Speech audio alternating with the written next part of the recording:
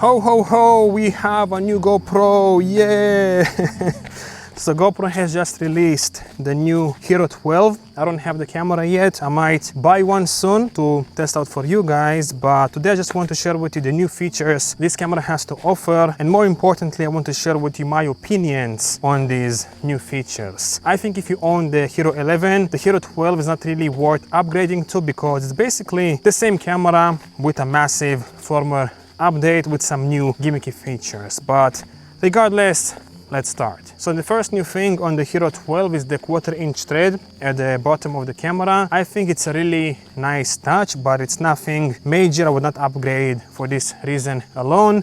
I actually have something similar on my HERO11. It's the Ulanzi magnetic mount, I think it's called. It has GoPro legs, 1/4-inch thread, DJI magnetic mount, Arca Swiss, and Falcon F22. I'm going to leave a link down below, and it's my favorite accessory ever. Next thing, we have more optimized battery. So the battery is basically the same as on the HERO11, but the camera is more power efficient and it's going to provide you longer recording times with the same battery. GoPro says it's going to be twice as much recording time in 4K 60, 120, 5.3K 60, and so on. I'm not really sure about that. I guess it depends in what climate you're shooting in and so on. But even if it's like 20% better with the same battery, it's fantastic in my opinion. And also I think because it's more power efficient, it's going to generate less heat, which will give us better overheating performance. At least from a logical perspective,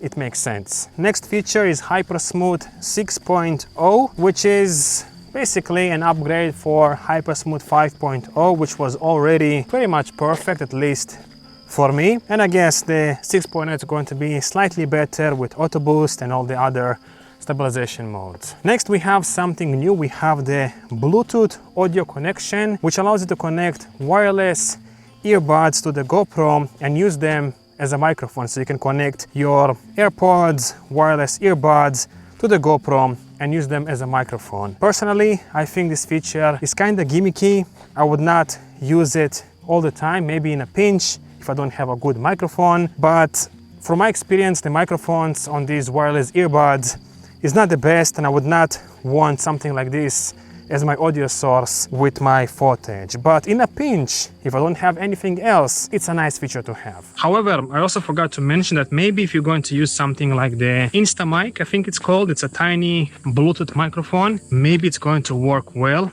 with the Bluetooth audio function, but I'm also worried about the latency between the microphone and the video on the GoPro. Maybe we're gonna have like a massive delay between the audio and the video, because as far as I know, Bluetooth is not really reliable for like wireless microphones and so on. All right, next feature is HDR, which I don't really care about because I never shoot in HDR on any of my cameras. I think it kind of looks fake, but if you use HDR with your cameras and you want to have HDR with a GoPro, then this is your chance basically. But for me, it's not really a necessary feature. If I'll buy the camera, I'll use it once to show you how it looks, and then I will never touch it again. I prefer to shoot in a flat color, squeeze out the most dynamic range myself in post-production and with exposing my shots properly, rather than having this fake looking HDR video. Moving on, the next new feature is the GP log flat color profile, which is supposed to provide a wider dynamic range compared to the flat color on the HERO11, and I'm really excited about this feature, and this is the main reason I want to try out this camera. I want to see how much extra dynamic range I can squeeze from this profile compared to the flat color on the HERO11. And if it is a massive difference, I would definitely upgrade to the HERO12, because you know me, I love playing around with color grading, manipulating my stuff in post-production. So I'm really curious to see what is the difference between the GP log profile and the flat profile on the HERO11. And finally, we have the new Timecode syncing, which allows you to sync between multiple GoPro 12 cameras in a much easier and precise way. This is not something I would personally use because I'm not planning to use multiple cameras at the same time. But if you do, this can save you a lot of time in post-production, syncing up the clips, audio, and so on. I also forgot to mention that GoPro has removed GPS completely from the HERO12, which is not a big deal for me because I never used the GPS feature on any of my GoPros. But they also removed the hard shell case that was included since the GoPro 8 or 9, I think. I actually loved this case.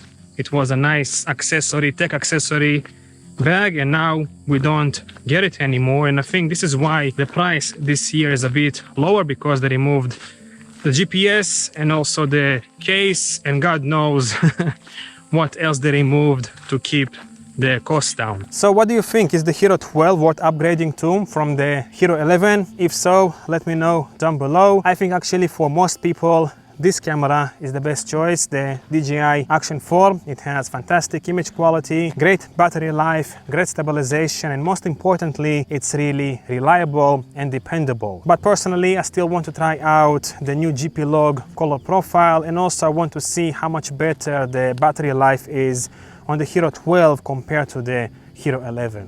Thanks for watching.